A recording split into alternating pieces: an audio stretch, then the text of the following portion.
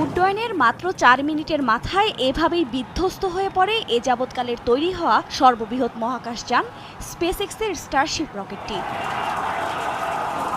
যুক্তরাষ্ট্রের টেক্সাসের পূর্ব উপকূলের একটি কেন্দ্র থেকে স্থানীয় সময় বৃহস্পতিবার সকালে সফলভাবে আলাদা হয়ে যাত্রা করছিল রকেটটি। কিন্তু এর বুস্টার যখন রকেটের মূল অংশ থেকে বিচ্ছিন্ন হওয়ার কথা, তখনই ঘটে বিস্ফোরণ। তবে এতে কোনো নভোচারী না থাকায় হতাহতের ঘটনা ঘটেনি।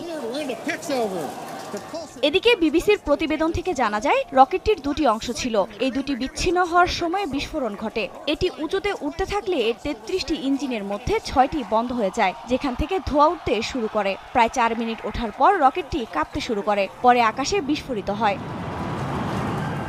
তবে বিস্ফোরিত হলেও স্পেসএক্স এর পুরো প্রক্রিয়াটিকে সফল হিসেবে দেখছে, কেননা পরীক্ষামূলক উড্ডয়নের ভুলগুলো সংগ্রহ করেছেন তারা। তাই স্পেসএক্স এর প্রকৌশলীরা এটিকে ব্যর্থতা মানতে নারাজ। কেনাকাটায় ১০০%